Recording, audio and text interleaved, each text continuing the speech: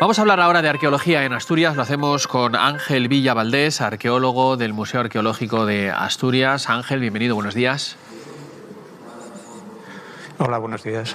Bueno, para una persona no iniciada como yo en esta materia, si le parece, creo que es usted uno de los autores o el autor del plan de Castros en Asturias. Claro, resumir ese plan no nos daría tiempo, entiendo que es muy denso, pero así dos, tres titulares de ese plan. Bueno, se trata en primer lugar de ordenar la actuación que sobre esta parte tan importante de nuestro patrimonio arqueológico va a desarrollar en los próximos años el Principado de Asturias. Y si hay que destacar algo es que la función principal es conocer para poder conservar y difundir adecuadamente. Sí, he leído en referencia a este documento que hay algunos de esos bienes recuperados que no se sabe dónde están. Yo no sé si ya los han localizado o no, digo, las excavaciones del Llagú, San Martín, Sant Lluís, Moyas, San Isidro y Pico de Mina. Bueno, uno de los capítulos que se trata en el plan es precisamente unificar y obtener toda la información que se registró durante más de 200 años de intervenciones arqueológicas en Castros, en Asturias. En ese periodo hay determinado conjunto de materiales que, por razones diversas, y eso es precisamente en lo que estamos trabajando en estos momentos, pues no ingresaron formalmente en los fondos del Museo Arqueológico, tal y como establece la ley que ahora mismo rige esta actividad. La idea es requerir allí donde se conoce la identidad o la autoría de las investigaciones, pues que esos materiales ingresen en el museo pues para su adecuada custodia. No se trata de materiales que estén perdidos, pero que en estos momentos están, digamos, fuera de la disciplina que la ley establece para este tipo de patrimonio. Claro, bueno, lo ha explicado usted bien. No es que estén perdidos, sino que están en otro sitio y se quiere, digamos, centralizar todo en el Museo Arqueológico para un correcto estudio de los mismos.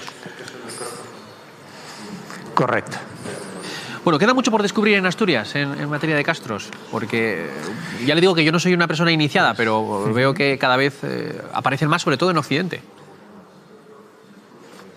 Sí, bueno, Asturias es una fuente inagotable en cuanto por lo que se refiere a información arqueológica, y los castros en ese sentido son los principales contenedores de más de 1000 años de nuestra historia, una parte fundamental de la misma que corresponde pues al último milenio antes del cambio de era y a los primeros siglos después de la conquista romana. En ese sentido queda muchísimo por descubrir, pero todavía queda muchísimo por estudiar de aquello que ya está descubierto, y eso es una tarea fundamental, porque hemos de procurar convertir en información y en conocimiento todo aquello que se trabajó antes de abrir nuevas excavaciones que incrementan esa demanda de información, de documentación y de estudio, pero también, y de forma muy importante, los requerimientos para la conservación de esas ruinas que se ponen a disposición del público. Ese es un aspecto también fundamental del que el Principado de Asturias procura abordar en este plan.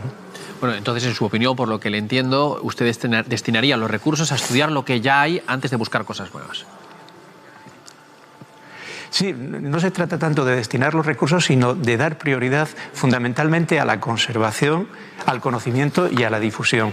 Y en ese sentido, en estos momentos, el patrimonio que está expuesto, pues por razones diversas, a procesos de degradación o riesgos sencillamente por el interés que despiertan entre los visitantes, eso es quizás la principal prioridad. Así como, por supuesto, si queremos conservar, precisar y actualizar el inventario, que tiene precisamente en el área oriental, no en la occidental, mucho mejor conocida, sino en el área oriental de la región, uno de sus retos más importantes, un espacio que, bueno, como seguramente conoce todo el mundo, pues tiene un poblamiento castreño en principio algo bastante menos denso que hacia el centro y el occidente de la región.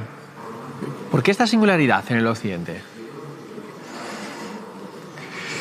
Bueno, pues por una razón muy sencilla. Los materiales utilizados en la construcción de sus principales elementos, especialmente los defensivos, son muchísimo más duraderos. Están elaborados las murallas con paramentos de piedra que, a pesar del paso del tiempo, siempre dejan un rastro topográfico. Además, suelen estar rodeados de fosos muy potentes que difícilmente acaban disimulados con el paso de los siglos, y sin embargo, las referencias que tenemos acerca acerca de los yacimientos en el oriente es que toda esta topografía defensiva y de habitación, con el paso del tiempo, por estar realizados muchos de ellos en materiales perecederos, en madera, con barro y demás, pues con el paso del tiempo acaban difuminándose y son mucho más difíciles, o eran mucho más difíciles de detectar que hasta la fecha.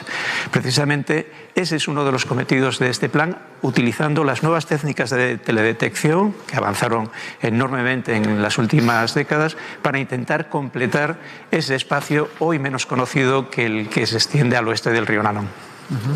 Muy interesante todo lo que nos dice. Yo, claro, le quiero preguntar, ¿cómo era aquella Asturias? ¿Cómo eran aquellos asturianos?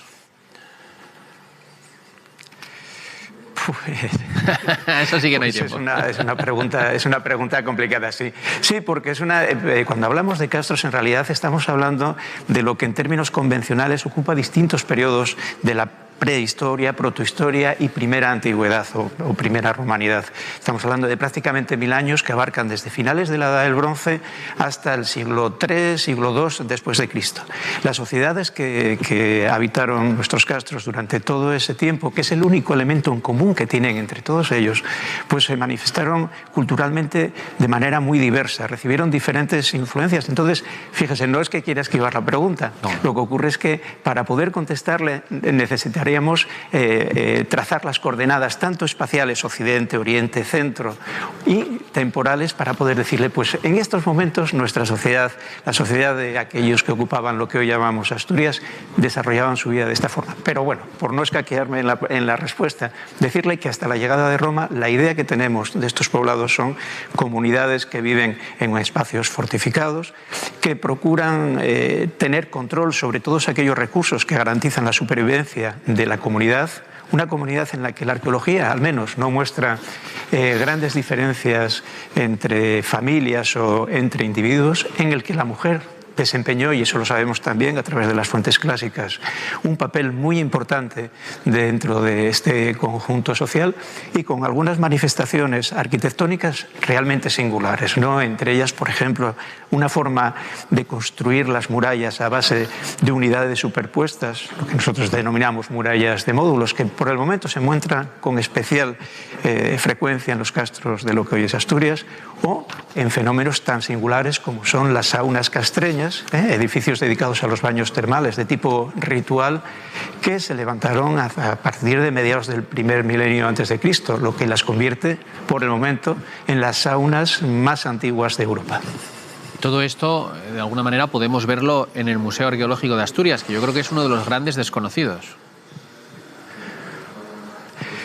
Sí, bueno, no lo sé. La verdad es que, claro, uno trabaja aquí y no sabe hasta qué punto lo que contiene el museo es o no es conocido. Lo que sí es cierto es que cualquier actividad que se organiza en este museo, y en ese sentido la oferta es creciente, con un gran esfuerzo por parte de la propia administración del Principado de Asturias, tiene una respuesta realmente favorable, que hace que, bueno, pues que este tipo de tareas se tomen con enorme entusiasmo, visto el interés que despiertan entre la ciudadanía. Oiga, mire, temas de actualidad. Ayer mismo, en la Junta General del Principado, Podemos decía que la consolidación del Chao San Martín es una vergüenza. ¿Son subsanables estos posibles errores en esa obra? Poco le puedo decir porque no tuve oportunidad de ver la comparecencia. Sé lo que apareció publicado en el diario El Comercio, y la información, la verdad, es que tampoco es muy extensa.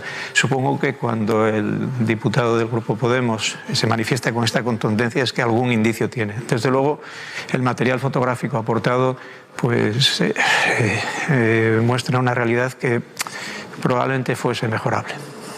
¿Mejorable en qué sentido? Porque usted es bien conocedor de ese yacimiento. Bueno, sencillamente quiero decir que no debo decir más porque no lo conozco de primera mano, y como bien saben ustedes, una imagen puede encuadrarse de formas muy diversas, ¿no? En este sentido, yo no tengo ningún inconveniente en expresar opinión al respecto, pero lógicamente cuando disponga de la información suficiente para hacerlo con seriedad y con datos veraces. No quiero meterle en ningún Ningún follón, ni mucho menos, Ángel. Seguimos hablando del arqueológico. No. Aunque no es su especialidad, creo, corríjame si me equivoco, pero es que aquí también hablando hace poco en una entrevista con el responsable del yacimiento arqueológico del Sidrón, se hablaba de la posibilidad de una exposición o de la reclamación por parte del Principado de los restos del Sidrón para poder exponerlos en el Museo Arqueológico. No sé si usted puede hablarme de esto o no, porque no sé si es su especialidad, pero ¿habría cabida en ese museo para ello y habría algún tipo de colaboración con los responsables del yacimiento?